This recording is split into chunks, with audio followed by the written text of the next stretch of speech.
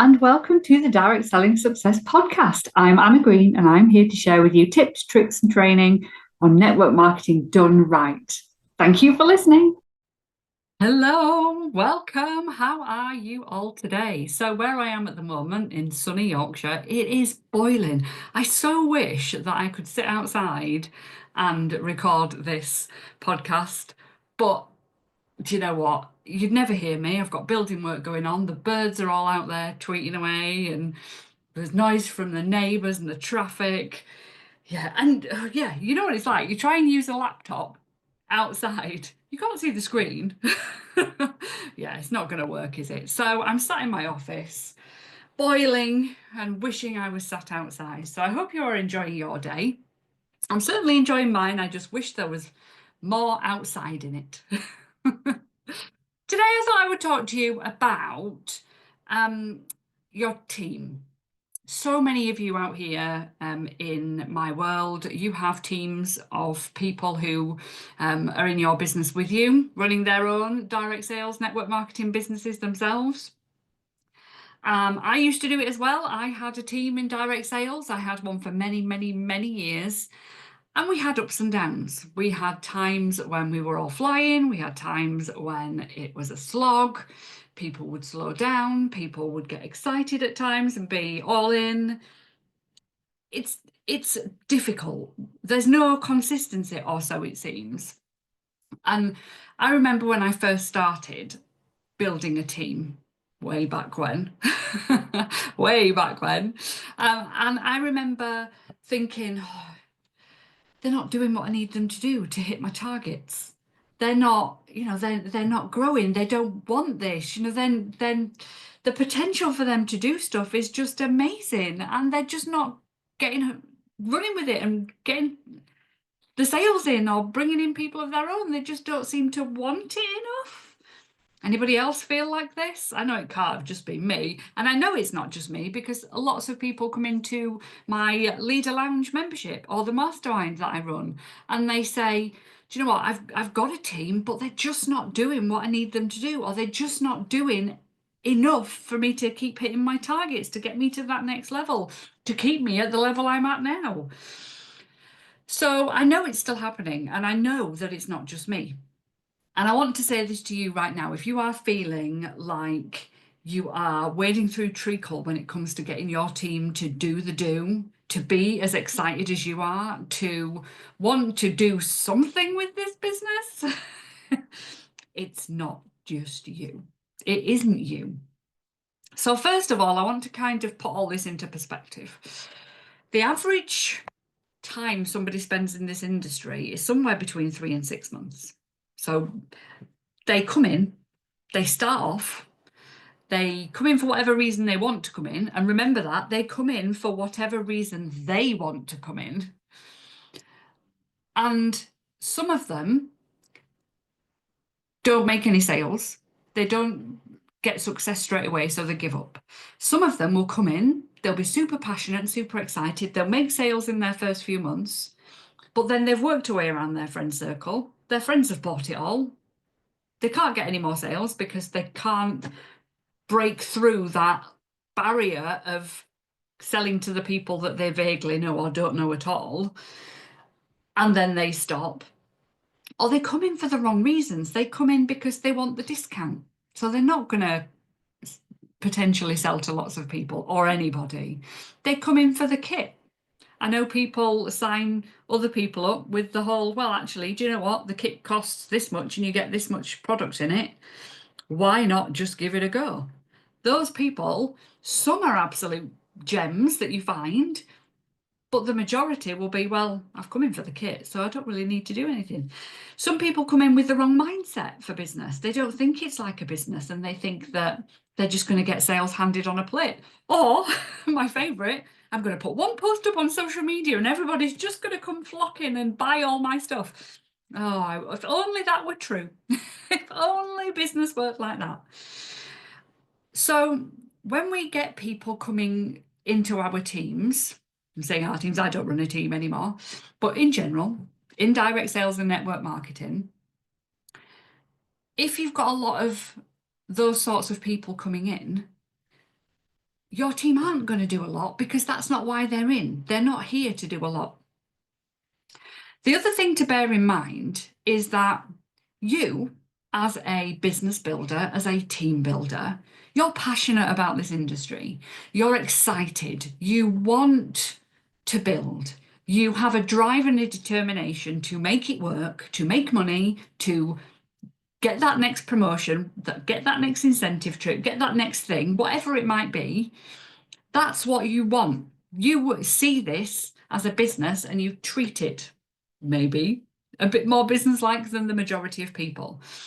The percentage in this industry of leaders is really quite small. You know, look at your company, whichever company you're with, look at your company and look at how many people are in your company and then how many of those people are leaders in the industry and work out the percentage. Don't ask me how to do that. I passed my maths GCSE way back in the day by passing out in the exam. Maths is not my strong point. However, work it out. You are, as a leader, if you know, or up and coming leader, somebody driven in this industry, a very small percentage. I think in my company, it worked out, it was about 10%. It wasn't much. 10% of people got to leader, or 10% of the field, the active field, were leaders. So that's not quite the same thing, is it? But anyway, like I said, maths isn't my strong point. So you're a small percentage of excited, driven individuals. The rest of your team, potentially, if you think about the same percentage, if you've got 10 people in your team, if it is 10% of people are leaders, 1 in 10, probably only one of those people is going to want to do this as a proper business and like grow the business themselves. So if you are looking at your team and thinking, oh, they're just not doing, how many are just not doing? All of them? The majority of them? 9 out of 10? Because if it's 9 out of 10, then that's probably the good odds. And think again, how long have they been in? When was the last time you brought somebody new into your team? If, for example, you've had a team and they've all been in 6 to 8 months more, the average turnaround, like I said just earlier on, is 3 to 6 months. They might be coming to the end of their time. They might be running out of their friend circle of people to buy for them. So think about it. People aren't going to keep selling forever if they haven't got that drive like you have. So I'm going to give you some tips and ideas and things that you can do to amplify the growth in your team. So first thing, constant recruiting. No, constant's not the right word. Excuse me. Consistently recruiting, always having new people coming into your team, because what that does, if you are always recruiting, even if it's 1 a month, 1 every other month, 2 a month, whatever is good for you and how you want to work. I'm not talking hundreds of people coming into your team. I mean, that's great if you want to do that. But 2's nice. 2's a nice number every month for steady growth. But you do you. All right. So if you can consistently recruit, you're consistently bringing in new people. You've consistently got people coming in with excitement, with a little bit of a drive to do something, hopefully, with that new excitement to energize you and your team and to create that steady stream of new leads for you and for your team sales. Consistently recruiting was the key to my success. I didn't recruit loads and loads and loads to get to the top of my company. I just recruited consistently, anywhere between 1 and 4 a month, usually. Sometimes I had gaps where I didn't recruit for 2 or 3 months, but the majority of the time I was recruiting every month. And it's something I show you how to do. If you're watching this when I went to the 12th of May, if you're watching this before the 20th of May, the 20th of May, I'm running a recruiting skills challenge training. It's free. Come along. I'll put the link below. Or you can find it on any of my socials. Go and have a nosy on my Facebook page, Instagram, TikTok, it's all there. You can come and find it. But if you're consistently recruiting, you're going to work your way to the top, and you're going to teach this simplicity of duplication to your downline as well. So the consistently recruiting side of things, if your team is slowing down, if you can up your game with your recruiting, meet the new people, build the relationships, offer them a problem offer them a solution that fixes their problem. Don't offer them any problems. That's not a good way of selling. But that way, you are always going to be talking about recruiting. You're always going to be talking about your products or your parties or one-to-one services if you have those. That will help you start to get into a routine of bringing in the new, of talking about it consistently, and then bringing in the new consistently. The next thing to think about is how you talk and support your team. How do you talk to your team? How do you support them? So that contact with them on a regular basis, that approachableness of you, that's not a word, but you know what I mean. You know, can they contact you to get help and training and support? Can they tap into training? Can they tap into your training, upline training, team training? Do they feel part of a community? People stay in network marketing and direct sales for the community. So that can make such a difference to how long they stay and the work they put in. Do they have that support network within direct sales for them to get help from? And do they feel like they can come and ask for that support? Not for you to do it for them, not for you to be there at their beck and call. That's not what I mean. But is there a way for them to tap into this?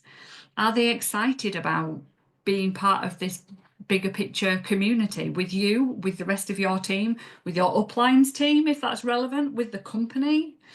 That contact and support is key from the beginning all the way through till they decide that they don't want this anymore.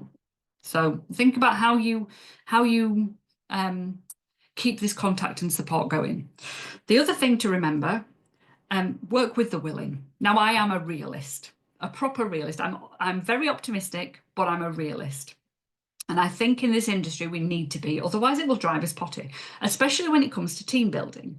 So some people will do this industry. They will be really good at it. They'll love it. Some people will want help and support and contact and community. Some people won't. And that's okay. If you learn to work with the people who are willing to work, willing to be part of this amazing business, and you work with them and stop trying to revive the dead as such. I know that's a horrible phrase, but those people who have no interest, they ghost you, they don't talk to you, they don't do anything. Why try and wake them? Why try and inspire and motivate them when they drag you down, when they are obviously not wanting to do this? No amount of time and effort and support is going to pick them up off the floor. Yes, keep them involved in what's going on, but work more with the willing. Because what happens when you work with the willing and they start to get success and you start to change your mindset around your team and you concentrate on the people who are giving you that support as well, who are doing the things, who are excited, it either starts to rub off on the people who aren't doing and are ignoring you, or it sends them on their merry way. Either of which is fine. The people who it sends on their merry way, they can become customers again for you. They can disappear off and do something else, but it will save you so much personal energy and time rather than trying to force these people to do something that they don't want to do anymore. Work with those that do want it. All right. And I don't mean this in a horrible way. I just mean it in a practical, realist way. Okay. Work with the willing. It'll save you heartache. It will save you stress, and it will make your business filled with joy. If you don't have anybody willing in your team, go find some more. if you've never watched me before or listened to me before, you'll get used to how blunt I am about these things, especially when it comes to leading a team and developing people. We can only work with those ones who are ready to be worked with, who are ready for big things, who are willing to learn, who are willing to work, who are willing to put the action in. Otherwise, they're not going to get anywhere. They're going to be disheartened. You're going to be disheartened. Anyway, enough on that one. The next thing to think about is, are you leading from the front? If your team is slowing down, are you slowing down? Are you slowing it down? Are you showing them how to do this business by example? I know I was massively successful because I was hugely repeatable, really down to earth, and I showed them what I was doing so they could do it too. And I made that really simple. I wasn't the top seller in the company. I wasn't the best at anything particularly. I was just normal and could do it. So they could see that they could do it too. I was successful enough to be in, the top 10, and they could see their name in the team, like recognition and stuff. They could see my name, but they could see me doing the do. And I think that's really important. Can your team see that you are doing the do? They need someone to aspire to be, whether that is you or somebody else in the team. It's super important. So think about how you can lead from the front. Set an example. The other thing to think about if your team are slowing down is to find a way to encourage sales or encourage the downline recruiting, depending on where the focus needs to be for you and your team right now. So encouraging sales, this could be incentives, it could be trainings, it could be motivation, it could be little challenges.